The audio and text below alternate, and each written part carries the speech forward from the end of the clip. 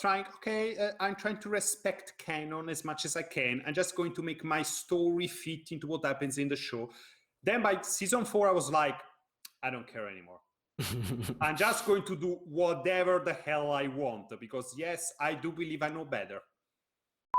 How do you write the characters in the game? Because we have like a lot of original characters put into the game, and even though that you use the characters like cameos in the show, you define their personality even further, right? Of course, with my personal original character, I have a lot more control.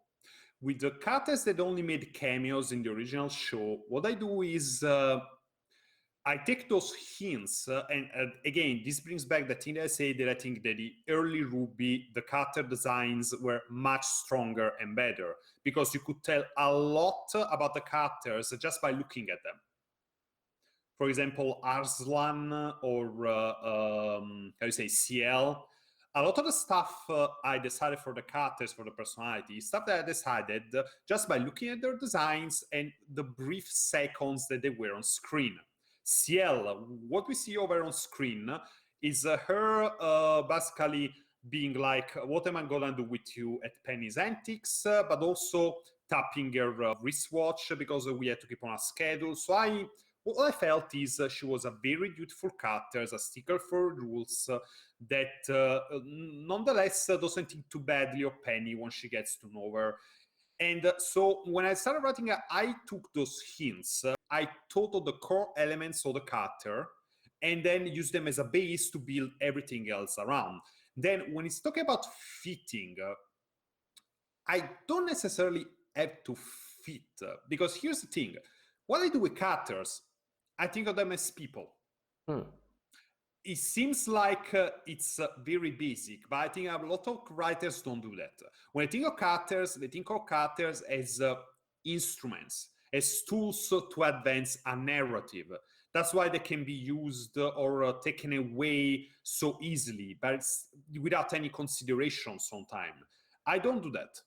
I think of characters as people. So when I think about a scene, I don't think about where I want the scene to go. I want to think, how would this character react in this situation? How would they get along with this other character? So it's not just a matter of fitting in. It's not a matter of fitting in the characters with the story, with your characters. It's a matter of think of this character, decide the core personalities, and then develop them, and then put them in situation and think about how they would react as people. They don't always need to be logical, because some people are more emotional than others, and they may do things that are not in their best interest. But what you need to do is always keep in mind who they are, how they act, and make their reactions, their actions fit who they are as people. You can't force them into acting a certain way because of the scene. It's the other way around. The scene develops because of how the characters interact with each other. In RWBY, the way that I understand that they try to conceptualize some characters is that they usually start with like a symbol, right? So like RWBY is like a Reaper, and then a Yang is like a fire or something like that. Do you use that kind of method in creating your new characters? No, that's not what I do. I don't go from archetypes. Because like the Reaper, the fighter, no, because that's only an aspect of what a person is, and that's not what a person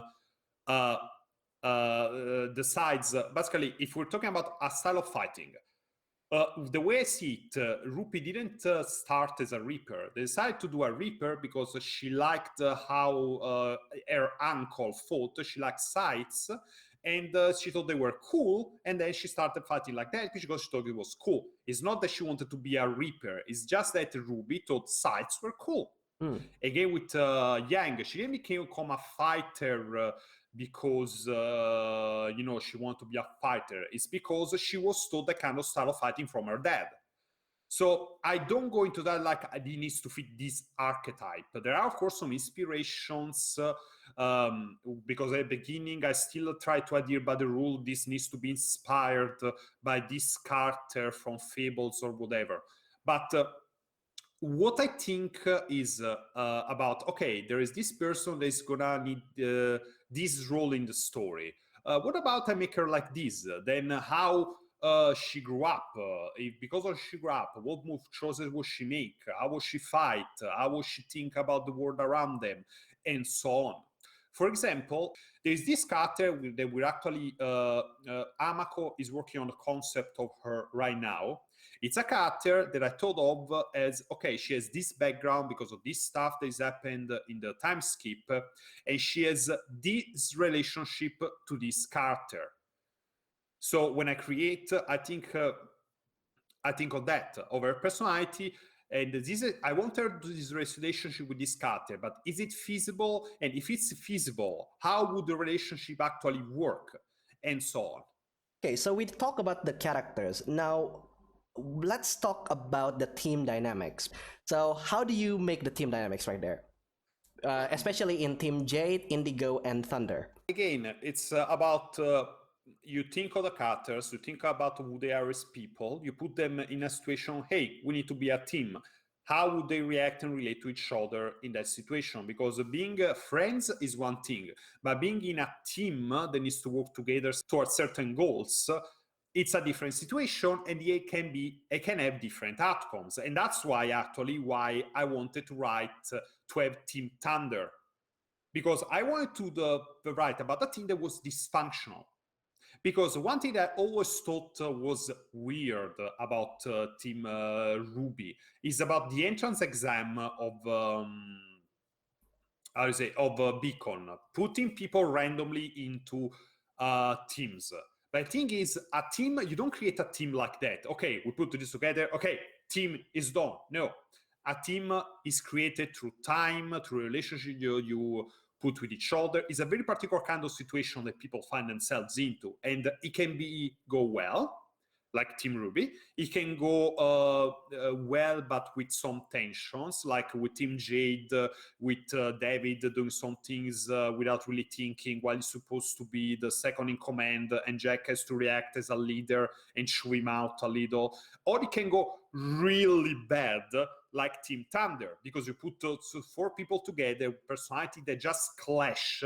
They work together efficient, but they don't really have the same potential as a team as other teams do, because 4 people that just don't go well together. Their personalities that clash. So again, it's a team. It's a very particular kind of situation. You put these 4 people with these personalities in. How do they act towards each other? That's really it. Right. And yeah, I kind of like your character's first approach in writing there. Okay, this is going to be a little bit controversial, but I don't think like the current writers in RWBY kind of goes with the character first approach. That's the feeling. I stopped watching RWBY in volume 4, but I kept up with what's happening, and that's the feeling I got. I guess starting from the middle of season 3. The feeling I got is that they started doing stuff not because the characters would do that, but because the plot necessitated those things to happen. Like certain things happened a certain way because of the plot, or even for the rating. For example, one thing that really offended me about Penny, I don't know if someone stated this during an interview, but they basically had Penny's scene be that gruesome, where you literally see her cut to pieces, because they could do that to a robot and not make the rating for the series R or mature. Right. So they could get away to do something really violent, but since they're doing it to a robot, they could do it without getting a bigger rating. And that really offended me, because it means that you're using Caracat as a tool. You're literally using it as a tool for your narrative and for shock value. And that is really, really offensive to me as a writer. I really don't like that. We're going to go deeper later about your opinions about Team RWBY and the writings in RWBY later on. The thing that I love the most about Jade, and some of the comments that I got in my video actually love this as well, is the way that you explore like the tiny crumbs and pieces in world building in the actual show and expand it in the game. Well, primarily because you have more time, and then you take advantage of that to make it like a central plot points. So how do you explore that new world building materials? Well, again, what I do is that because I have a lot of space in between the flags, I can explore that kind of stuff more comfortably. Yes, with a series with limited space and time to explore stuff, of course, you have to make choices. But the thing is, even if you have a limited time, you need to explore it a certain way. There are people, there is countries, they're interconnected. So like, okay, this country is here in this physical location and they have this relationship. Their people live here. What would they do? Again, it's about, I interview myself basically. Okay, we're this country. What do they do? They're here. Do they do this kind of stuff like this, or they do it like that? And again, it's a cascade because okay, so what is their religion? What do they think of spirituality, etc., etc., etc.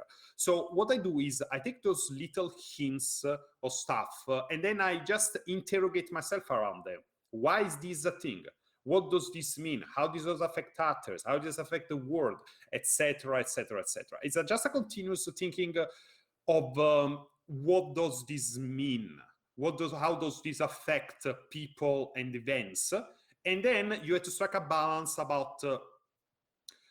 You cannot just make an expose.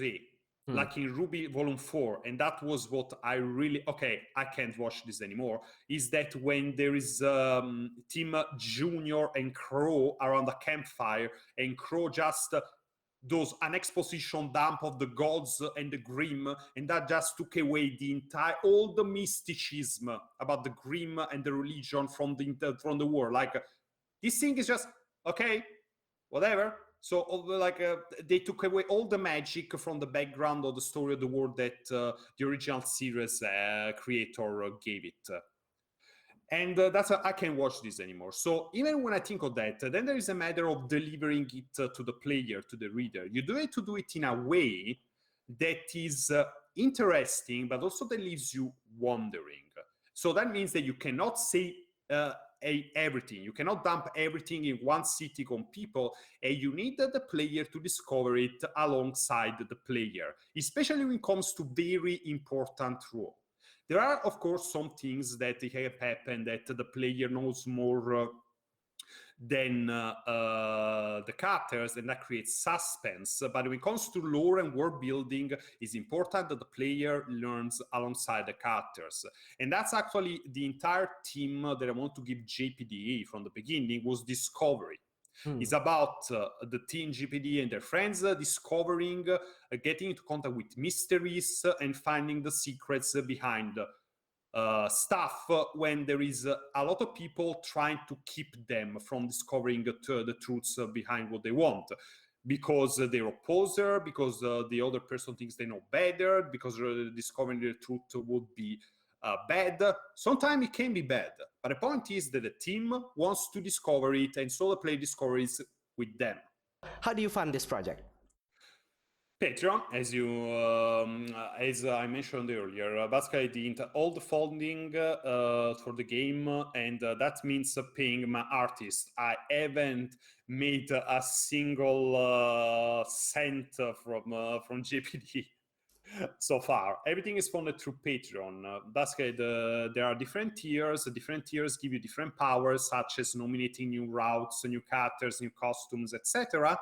And then that money each month goes into a budget, and depending how much I have each month, I commission certain amounts of stuff to my artists. There are some that now take a fixed monthly fee to do to work for the game and what I can for the game, and others that I need to commission. Like this month I need 2 things, this month I need 3 things, etc., etc.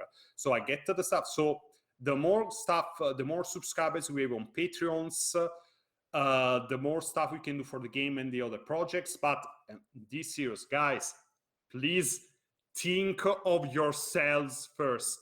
I can't believe that I had to tell this, but I literally had people that I had to tell, dude, spend less on me. Think about your life first. Think about your necessities. It's a game. It will still be here when you come back and you have more financial disponibility. Think of your own life first. I can't believe I had to tell people that. And I guess that's one of the reasons why they call me Papa Italiano, because I feel like I'm fathering, being a father figure and telling people, like, I'm serious.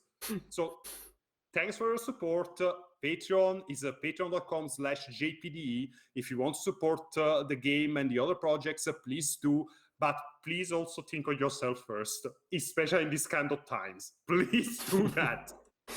I have no idea that people actually do that in Patreons as well, because this is like the same thing that happens in like streamers, right? Where the streamers kind of have their subscriptions, and then like people kind of subs with the message like, this is going to be my last pocket money and my last salary for this, but I'm going to give it to you because, you know, I like what you're doing and things like that. Please Oh, don't. Oh god. Alright, so let's go with the fan questions. Babbling Inventor asks, Hey Meinos, I hope your day is alright. Your vibes are fresh and you better be taking care of yourself. Are you taking care of yourself though? Yeah, I'm keeping myself fed, healthy, hydrated. I got my flu shot as well, other than my vaccination for COVID. So yeah, I'm taking as much care of myself as I can. Great. This is a question from me. Do you still have a time off from your real life work and from developing Jade? How do you spend your time relaxing? Mostly playing Final Fantasy 14. If I well, not just that. I like to read a lot. I've been reading a lot of non-fiction books. And yeah, so then I play mostly, I like video games, but mostly right now I'm playing Final Fantasy 14, preparing for the new expansion in December. Sometimes, yeah, it happens that, okay, I just need to take a total break. So I lay on the couch or whatever and just watch something on Netflix. My girlfriend got me into BoJack Horseman recently. So yeah. So yeah, I have some free time, but most importantly, it's important that I take some free time for myself. Right. Because it's not just work, but hobbies. If you hit burnout, that can really mess up the way you approach something. Have you ever been in a burnout when developing this game? Thankfully, no, but I hit burnout for an element. Let's say the patches, they are not for everyone who plays that game, if you know what I mean. Oh, okay. Yeah, there was a period where I just, okay, no, I cannot write this on command. That actually happened because people gave me like, okay, this scene, and I only finished those commissions, let's call them, after years because I realized I cannot write on command. So I hit a burnout for that. I'm much more at ease writing those things because I have more control about everything. And most importantly, I found a reliable artist for that kind of stuff. It was so difficult. You have no idea how many people I had to contact for finding someone who was good but also reliable with a timed schedule. It was hell. Now I found a very good artist. Their name is Arctic Fox, and actually right now they're on honeymoon. So I really wish them a happy marriage and good life, and I hope to continue working with them for a long time, which means more that kind of content for the fan. So, you've been warned. Okay, the next question comes from Anonymous. What happened to Pyrrha? In the ending, I think.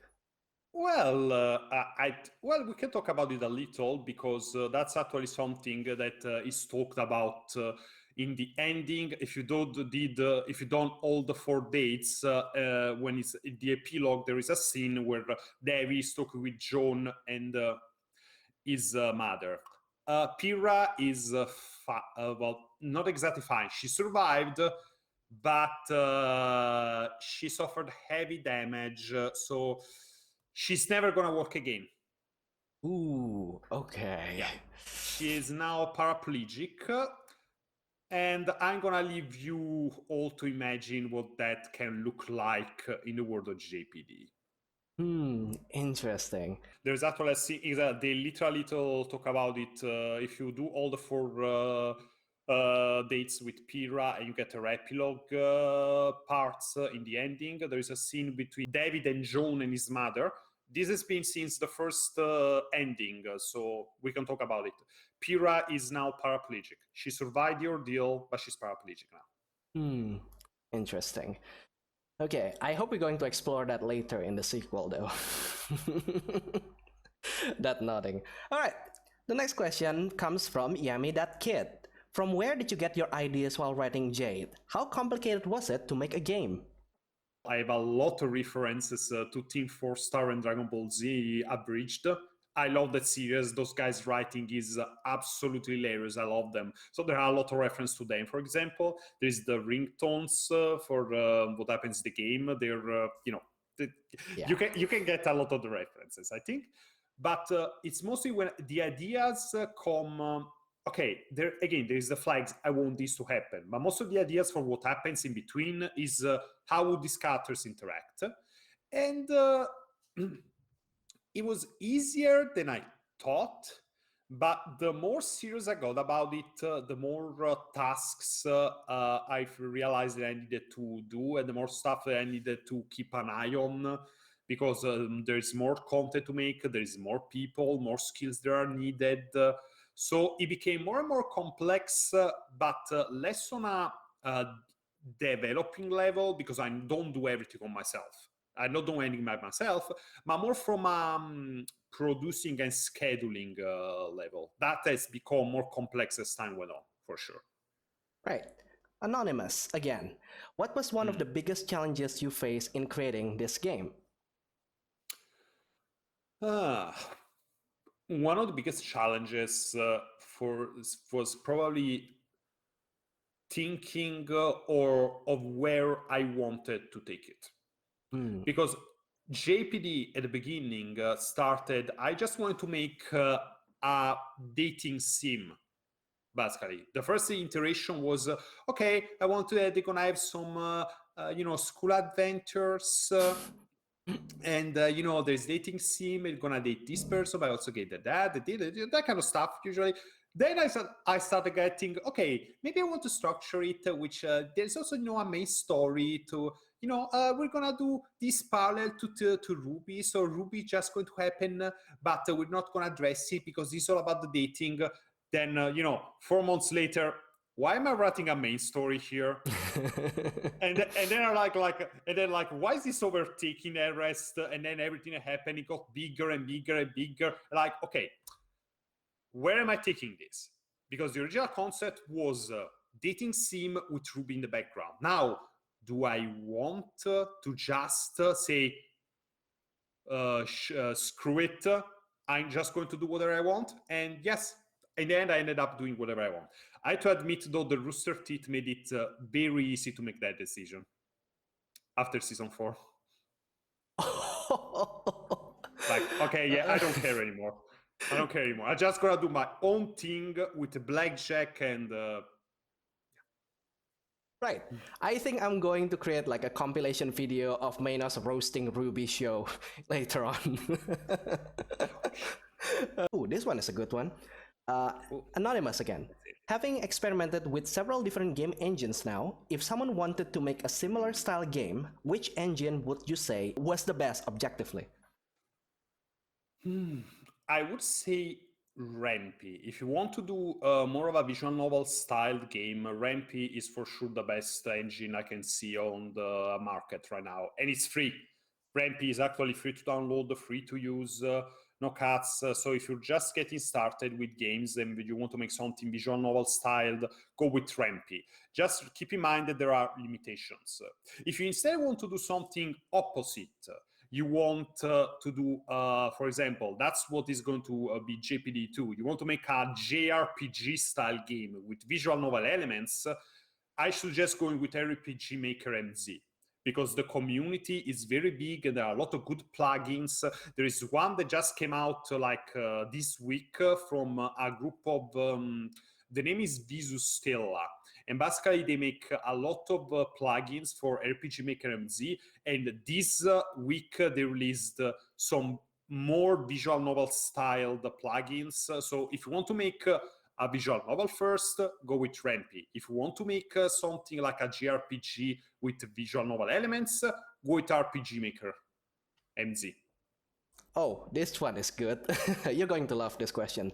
Anonymous asks, has the expansion or development of RWBY universe messed up any of your plans? Or did you intentionally play it by the ear to avoid such problems? At the beginning, I'm trying to respect canon as much as I can. I'm just going to make my story fit into what happens in the show. Then by season 4, I was like, I don't care anymore. I'm just going to do whatever the hell I want, because yes, I do believe I know better.